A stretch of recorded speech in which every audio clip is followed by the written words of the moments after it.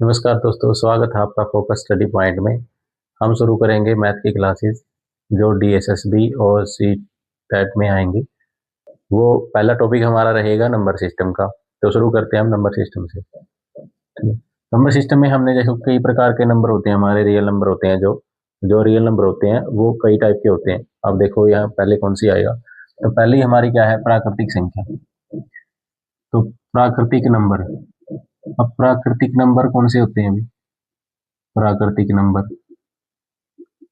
Natural number होते हैं वो प्राकृतिक संख्या। ठीक है।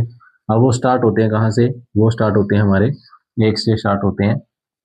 एक से स्टार्ट होते हैं, एक दो तीन, कितने तक भी जा सकते हैं, इन्फिनिटी तक। ठीक है। तो ये हमारे क्या होते हैं, प्राकृतिक संख्या जो एक से शुरू होती है, एक दो तीन लगातार। ठीक है।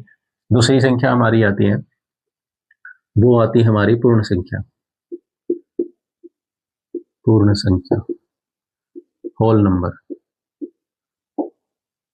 होल नंबर, होल नंबर कौन से होते हैं हमारे? जो शुरू होते हैं हमारे जीरो से। जीरो, एक, दो, तीन, ऐसे ऐसे करके। अब इनमें यही डिफरेंस है, प्राकृतिक संख्या एक से शुरू होती है और पूर्ण संख्या किससे शुरू होती है? जीरो से शुरू होती है। ठीक है। अगली जो हमारे नंबर आते हैं वो आते हैं इंटीजर। अब इंटीजर कौन से होते हैं? इंटीजर को हम हिंदी में कहते हैं पूर्णांक। पूर्णांक इंटीजर। ठीक है। अब इंटीजर पूर्णांक का मतलब है पूरा अंक। पूरा अंक, इस पूर्णांक का मतलब है पूरा अंक। अब पूरा अंक कैसे होंगे? वो जैसे फ्रैक्शन में नहीं होंगे, 1.1, 1.2 ऐसे ऐसे, या माइनस में, इन ये हमारे नहीं होंगे, इंटीजर नहीं है। तो इंटीजर हमारे शुरू होते हैं माइनस में, कहीं से भी स्टार्ट हो सकते हैं। ठीक है। तो -3, -2, -1, 0, 1, 2, 3, तो यहाँ कहीं तक भी जा सकते हैं। तो ये इंटीजर में हमारे पॉजिटिव और नेगेटिव दोनों आते हैं, लेकिन क्या होते हैं, सिर्फ पूरे अंक होते हैं, वो किसी भी क्या फ्रैक्शन में नहीं होते। तो उसको हम क्या कहते हैं, इंटीजर। ठीक है। तो हमारा क्वेश्चन इस तरह से आ सकते हैं, जैसे कि हमारा पहला क्वेश्चन ये पूछा हुआ पहले पहले ही पूछ रखा है, क्या जीरो एक प्राकृतिक संख्या है? तो देखो यह प्राकृतिक संख्या कहाँ से शुरू होती है? वो शुरू होती है एक से शुरू होती है। कहाँ शुरू होती है? एक से। जो प्राकृतिक नेचुरल संख्या है, प्राकृतिक संख्या कितनी शुरू होती है? एक से। जीरो इसमें आता है? नहीं आता। तो हमारा आंसर है नहीं। तो जीरो इसमें नहीं आता। ठीक। जीरो किस में आता है? पूर्ण संख्या में आता है। तो 0, 1, 2, 3 ऐसे आते हैं। जो एग्जाम की दृष्टि से इम्पोर्टेंट है, हम वही नंबर करवा रहे हैं शुरू में, हमारे वही नंबर। अब जैसे कि अगली संख्या हम करवाएंगे परिमेय संख्या। परिमेय और अपरिमेय। अब परिमेय संख्या कौन सी है? परिमेय संख्या रैशनल नंबर। रैशनल नंबर कौन से होते हैं? जिसको हम पी बटे क्यू की फॉर्म में लिख सकते हैं, पी बाई क्यू की फॉर्म में। अब जैसे कि पी बाई क्यू का मतलब यहाँ पर क्या है? तो पी बाई क्यू मतलब जैसे कि हमारा यह 1.5 है, तो इसको हम क्या लिख सकते हैं? 15/10। इसको लिख सकते हैं 15/10। तो इसको हम P by Q by form में लिख सकते हैं। तो 5×3 = 15, 5×2 = 10, यानी 3/2 है ये, या पी के बटे क्यू। जो बटे में लिखे जा सकते हैं हम क्या बोलते हैं? परिमेय संख्या बोलते हैं। अब जैसे कि अगला हमारे जैसे कि 2 है। 2 भी एक परिमेय संख्या है। परिमेय संख्या कैसे? हम 2 को क्या लिख सकते हैं? 2/1 लिख सकते हैं। ठीक है। 3 है, 4 है, इस प्रकार से। सिर्फ इसमें क्या है कि जिसकी जो एक्सटेंशन है वो इन्फिनिटी तक ना जाए, मतलब जिसका प्रसार, जैसे कि हम भाग करते जाएंगे। जैसे कि हमारा ये है 22/7 है, तो इसको भाग करते जाएंगे तो किस पे चलेगा? पहले 3 पे, फिर 1 पे, फिर 4 पे, फिर किस पे चलेगा? 2 पे चलेगा। ठीक है। आगे आगे चलता रहेगा। ठीक है। तो उसके बाद क्या है कि हमारा ऐसे चलता रहेगा, तो ये कभी खत्म नहीं होगा, तो इसको हम रैशनल नंबर नहीं कहेंगे। इसको हम रैशनल नंबर नहीं कहेंगे। तो ये दूसरी कैटेगरी में आता है, जिसको हम क्या बोलते हैं? अप्रिमेय बोलते हैं। तो अप्रिमेय, अप्रिमेय क्या होती है? जिसको हम पी बाई क्यू की फॉर्म में नहीं लिख सकते। ठीक है। अब ये किसका मान होता है? पाई का। किसका मान होता है? ये पाई का। तो इसके एग्जाम्पल में क्या आता है? पाई। ठीक है। और √2, √3, √5।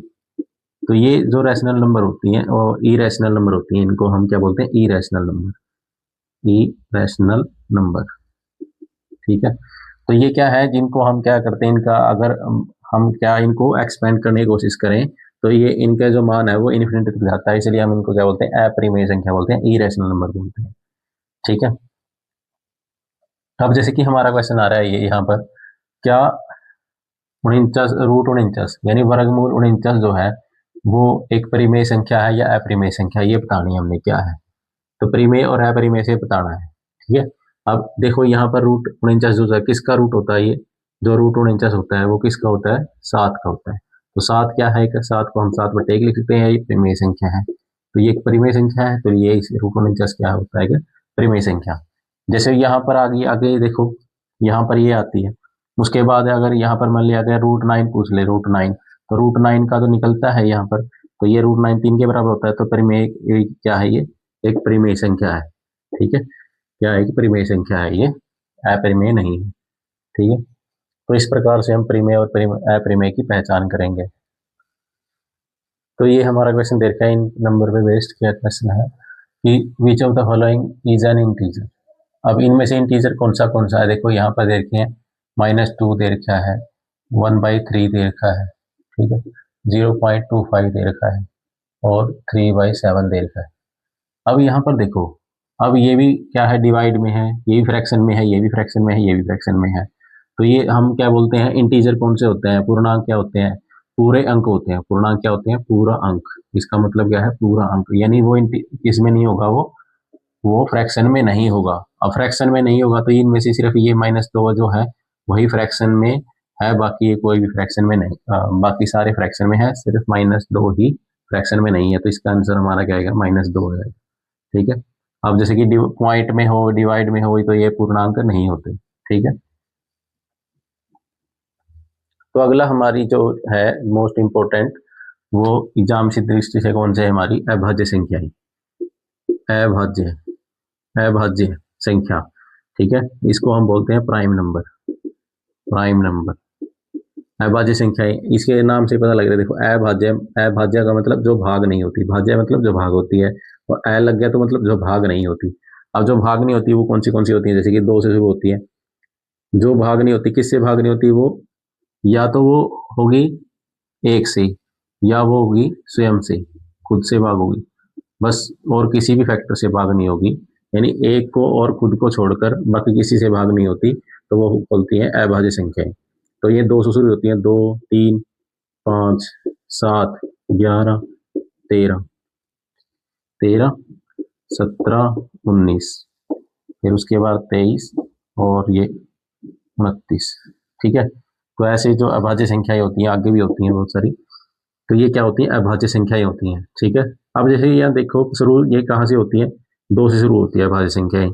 अब 2 क्या है, एक इवन नंबर भी है। तो हमारा क्वेश्चन क्या बन सकता है, हमारा क्वेश्चन ये बनता है कि सबसे छोटी अभाज्य संख्या का नाम बताओ। ये क्या है, सबसे छोटी है, सबसे छोटी।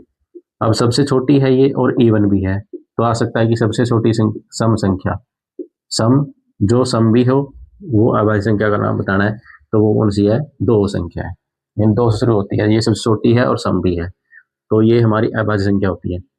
तो प्राइम नंबर में हमें कुछ बातें समझनी होंगी, जैसे कि सबसे छोटी तो ये होगी, 2 होगी, सबसे छोटी कौन सी होगी, 2। ठीक है, उसके बाद क्या है कि सबसे छोटी 2 अंकों की, अब 2 अंकों की शुरुआत कहाँ से हो रही है, 11 से हो रही है, तो सबसे छोटी 2 अंकों की तो होगी 11, और सबसे बड़ी 2 अंकों की कितनी होती है, 97। कितनी होती है, 97। तो ये सबसे छोटी होती है 97, 2 अंकों की सबसे बड़ी, और 3 अंकों की सबसे छोटी कौन सी होती है, 101। तो आप डिवाइड करके देख लेना, तो ये सिर्फ 101 से या 1 से ही डिवाइड होती है, और किसी और से नहीं होती। तो ये क्या है, और 3 अंकों की सबसे बड़ी अगर हम बात करें तो 97। तो यहाँ पर ये 2 अंकों की सबसे छोटी आ गई, स्मॉलेस्ट आ गई। ठीक है, सबसे छोटी, और ये आ गई लार्जेस्ट, 2 अंकों की बात है। ठीक है, और ये 3 अंकों की सबसे छोटी आएगी, स्मॉलेस्ट, और ये 3 अंकों की सबसे बड़ी। कई बार क्वेश्चन में सबसे ये आसान सही पूछ लेते हैं कि भी 2 अंकों की सबसे छोटी प्राइम संख्या जो है, अभाज्य संख्या है, वो कौन सी, 11 है, और सबसे बड़ी कौन सी है, 2 अंकों की, वो 97 है। ठीक है, और यहाँ पर 101 है, वो 3 अंकों की सबसे छोटी है। डायरेक्ट क्वेश्चन में आते हैं, इसलिए हमें छोटी छोटी बातें हैं ये याद रखनी पड़ेगी। ठीक है, अभाज्य के बाद एक हम और पढ़ लेते हैं, को प्राइम। को प्राइम क्या होते हैं, को प्राइम। अब को प्राइम का मतलब क्या होता है? मतलब दो संख्याएं होती हैं वो आपस में प्राइम, मतलब जैसे कि दो संख्याएं होती हैं ए और बी, उनको हम को प्राइम कब कहेंगे? जब इन दोनों के बीच में कोई भी चीज कॉमन ना हो, कोई भी चीज कॉमन ना हो इन दोनों के बीच में, ए और बी के बीच में। और ए और बी जो होते हैं वो क्या है? वो प्राइम भी हो सकते हैं, ए और बी प्राइम भी हो सकते हैं और नहीं भी। मतलब जरूरी नहीं है कि ये दोनों प्राइम हो, ये जरूरी नहीं है कि दोनों प्राइम हो। तो इसीलिए जैसे कि हम कह सकते हैं कि 2 और 3 है, ये आपस में क्या है? को प्राइम है, क्योंकि इन दोनों के बीच में कोई भी क्या है? कॉमन चीज नहीं है। दोनों किसी एक चीज से भाग नहीं होते, कॉमन नहीं है कुछ भी। जैसे कि 2 और 5 भी हम क्या कह सकते हैं? वो भी को प्राइम है। तो इसमें 2 और 5 दोनों क्या है? प्राइम प्राइम है, इसमें भी प्राइम थे, इसमें भी प्राइम है। ठीक है। अब क्या कह सकते हैं एग्जाम्पल हम, जैसे कि 4 और 5 है, यहाँ पर क्या है कि ये भी क्या है? को प्राइम आपस में। इन दोनों में भी क्या है? आपस में कोई कॉमन चीज नहीं है, तो इसलिए जो 4 है, लेकिन ये 4 जो है वो क्या है? वो प्राइम नहीं है। तो ये प्राइम नहीं है, ये प्राइम नहीं है, ये क्या है? एक कंपोजिट नंबर है। कंपोजिट नंबर कौन से होते हैं? अब जैसे कि जो प्राइम होते हैं वो क्या होते हैं? वो खुद से और उनका जो है एक और खुद से ही भाग होते हैं। और कंपोजिट कौन सी होती हैं? जो एक और खुद के अलावा भी वो किसी और से भाग हो, यानी जिसके दो से ज्यादा क्या हो? फैक्टर, गुणनखंड हो। ठीक है। तो उसको हम क्या कहते हैं? तो उसको हम कंपोजिट संख्या कहते हैं। अब कंपोजिट जैसे कि 2 4 हमारा है, तो ये एक से तो भाग होगा, 4 से ही भाग होगा, लेकिन साथ में 2 से ही भाग होगा। यानी ये 2 फैक्टर तो होते ही हैं, इसके अलावा ये क्या होते हैं? इसके दो और, यानी तीसरा और गुणनखंड है, इसको हम क्या कहते हैं? कंपोजिट नंबर होते हैं। ठीक है। तो यहाँ पर ये क्या होते हैं कि ये दोनों प्राइम भी हो सकते हैं, नहीं भी हो सकते, इसमें कोई जरूर नहीं होता कि ये को प्राइम होने के लिए। अब यहाँ पर क्या है? देखिए यहाँ पर क्या हम कह सकते हैं? 16 17 है, ये भी क्या है? आपस में को प्राइम है। और ऐसा एग्जाम्पल हम लेते हैं जैसे कि दोनों में कोई चीज कॉमन ना हो। यहाँ पर हम लेते हैं 15, ये लेते हैं हम 15 और 8। तो इसमें क्या है? कोई भी चीज कॉमन नहीं है। तो ये क्या है? दोनों कंपोजिट नंबर है, ये भी कंपोजिट नंबर है और ये भी कंपोजिट नंबर है। तो दोनों कंपोजिट नंबर है, मतलब प्राइम नहीं है। तो ये भी प्राइम नहीं है, ये भी प्राइम नहीं है, लेकिन ये आपस में क्या है? को प्राइम है। लेकिन आपस में क्या है? ये को प्राइम है। देखो यहाँ पर क्या है? 15 और 8 में कोई भी चीज कॉमन नहीं है, तो इसलिए हम कह सकते हैं कि ये क्या है? को प्राइम है। अब दो ही ऐसी जोड़ी होती है जिनके बीच में कोई भी कॉमन चीज ना हो, तो इसको हम क्या कहते हैं? को प्राइम कहते हैं। ठीक है।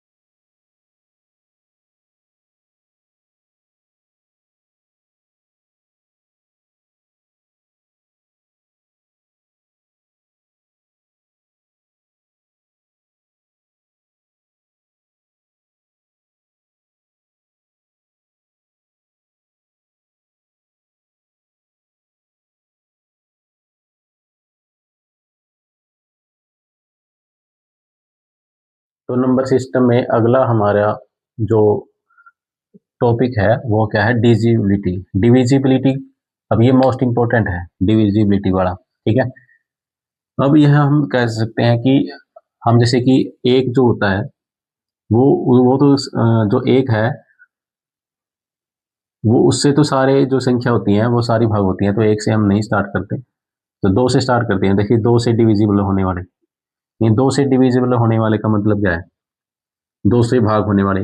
अब जैसे कि कोई संख्या हम मान सकते हैं, भाई बड़ी संख्या मान लो या छोटी संख्या मान लो, ये संख्या है, तो ये हमने देखते ही पहचान लेने की ये क्या है, दो से डिविजिबल है या नहीं है। अब जैसे कि दो से डिविजिबल होने वाली कौन सी देखिए, जो इकाई का अंक होता है, जो इकाई का अंक होता है कौन सा होता है, या तो जीरो हो या दो हो, चार, छः और आठ। यानी ये अंक, अंतिम जो अंक है इकाई का अंक जो है, अगर ये है तो वो दो से भाग होते हैं, वरना ये दो से भाग नहीं होते। कहने का मतलब है अगर लास्ट में क्या है, इवन नंबर है और जीरो है, तो उसको हम क्या कहते हैं, तो ये हमारी दो से डिविजिबल हो जाएगी, ठीक है। इसमें ही हमारी क्या है आगे, तीन से डिविजिबल होने वाले। अब जैसे कि हमें ये तो पता लग गया इकाई का अंक ये होनी चाहिए, ठीक है। उसके बाद हमारा क्या है, ये तीन से भाग होने वाला, तीन से डिविजिबिलिटी, डिविजिबिलिटी का मतलब भाग होने वाले, ठीक है।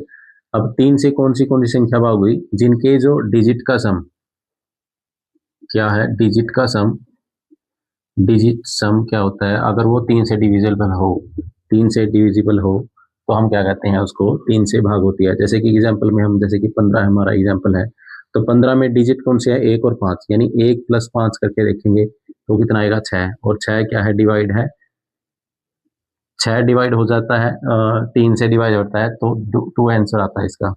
तो ये मतलब कहने का मतलब है कि जो डिजिट का सम करने के बाद अगर वो तीन से भाग हो जाती है, तो इसको हम क्या कहते हैं, तीन से डिविजिबल, ठीक है। तीन से भाग होती है, हमें पता चल जाता है कि वो तीन से भाग होगी। कितनी भी बड़ी संख्या ले सकते हैं हम, जैसे कि ये संख्या हमारी चार और तीन सात और दो नौ, तो नौ जो इसका डिजिटल सम आ गया, नौ तीन से भाग होती है तो होती है, तो ये भी संख्या क्या होगी, तीन से भाग होगी पूरी की पूरी, ठीक है। उसके बाद क्या है हमारा, चार से डिविजिबल। अब चार से डिविजिबल कौन से होती हैं, जिनके अंतिम के दो, इकाई और दहाई, यानी अंतिम के दो अंक, अंतिम दो अंक अगर वो चार से डिविजिबल हैं, तो मान लिया ये हमारी संख्या 432 है, जो 32 है ये अंतिम अंतिम दो अक्षर जो हमारे अंक हैं वो क्या है, चार से डिविजिबल है, तो ये पूरी संख्या भी चार से डिविजिबल होगी। तो मान लीजिए यहाँ पर देखो, यहाँ पर कोई भी संख्या, बड़ी संख्या हम ले सकते हैं, तो ये है। अब यहाँ पर क्या है, लास्ट के दो अंक ये है, तो ये अगर चार से डिविजिबल है तो पूरी संख्या भी जो चार से डिविजिबल होगी, चार से भाग होगी। तो ये यहाँ पर क्या लग रहा है कि यहाँ पर 44 आ रही है, चार से डिविजिबल है, तो इसलिए पूरी संख्या भी क्या है, चार से डिविजिबल है। तो हमारा डिविजिबिलिटी का ये जो चार वाला रूल हो गया। अब पाँच का हो गया। अब यहाँ पर पाँच का देखो, पाँच से डिविजिबल होने वाली कौन सी संख्या है, जिनके अंतिम में या तो जीरो आता है या पाँच, बस वही संख्या, यानी जिसकी इकाई का अंक जीरो हो या पाँच हो, तो वो पाँच से डिविजिबल होगी, ठीक है।